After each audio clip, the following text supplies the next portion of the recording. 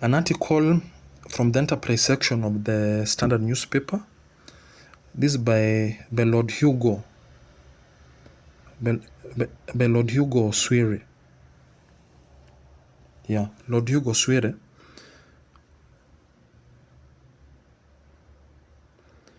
The writer was the deputy chairman of the Commonwealth Enterprise and Investment Council, and previously served as UK Minister of State for Foreign and Commonwealth Affairs.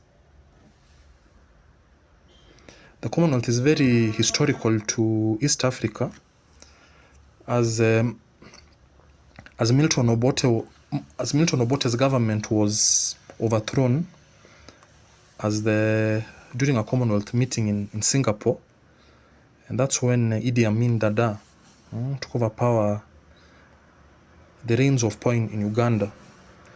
It was initially supposed to be an interim government, what he called a liberation, but somehow there was some sort of fallout. Then his Arabs who moved in. You recall his famous wedding, in which Yasser Arafat was the best man.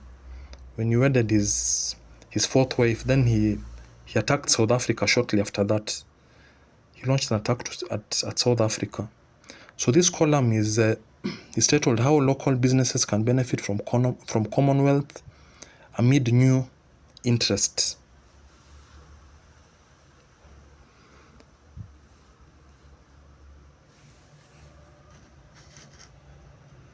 So it reads that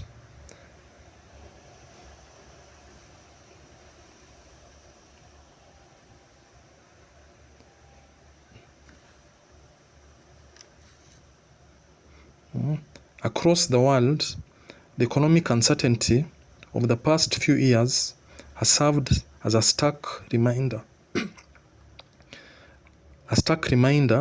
that for better or for worse, all our lives are subject to shifts in the global economy, whether because of Trump's tariffs, energy price shocks as a result of the war in Ukraine, or the long-run impact of the COVID-19 pandemic.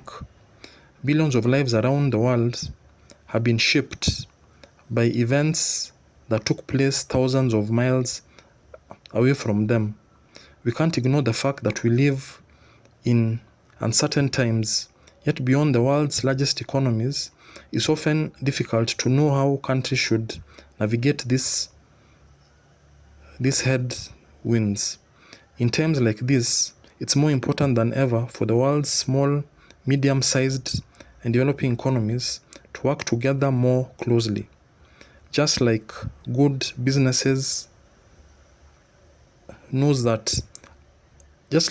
any good business knows that diversifying partnerships creates greater resilience against shocks, the same logic holds true for countries that might not be setting the global economic agenda, but who certainly need to adopt it. That's true for my country, the UK, and it's equally true for Kenya, a country which is rightly recognized as one of Africa's leading economic lights. Fortunately, both countries share a secret weapon, namely membership of the Commonwealth, a voluntary association of 56 countries, home to a collective 2.7 billion people with a combined GDP of more than 1.3 trillion dollars, the equivalent of 168.6 trillion shillings. What's not to like? The Commonwealth plays host to some of the world's most exciting and dynamic economies, combining rising stars like Kenya and India with established players like Canada, Australia, and the UK. I'll fast forward to the final paragraph, the final two paragraphs. We connect Kenya's businesses to governments. Investors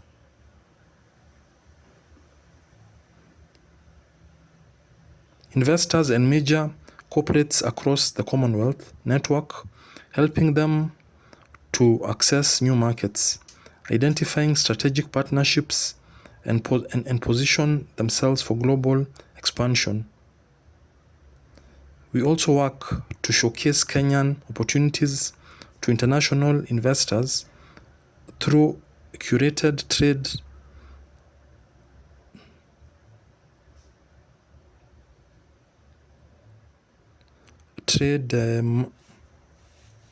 trade missions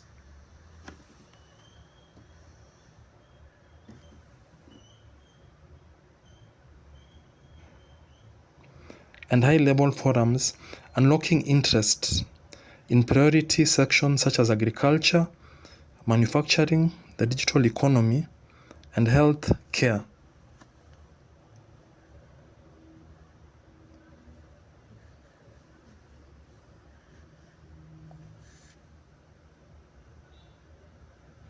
Said the writer was the deputy chairman of the Commonwealth Enterprise and Investment Council, and served as UK Minister of State for Foreign and Commonwealth Affairs.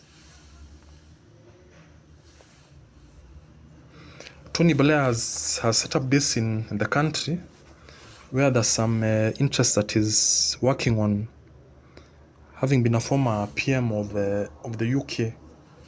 So he's normally in the country, and there's some projects that he's working on. So this is the enterprise section of the Standard newspaper.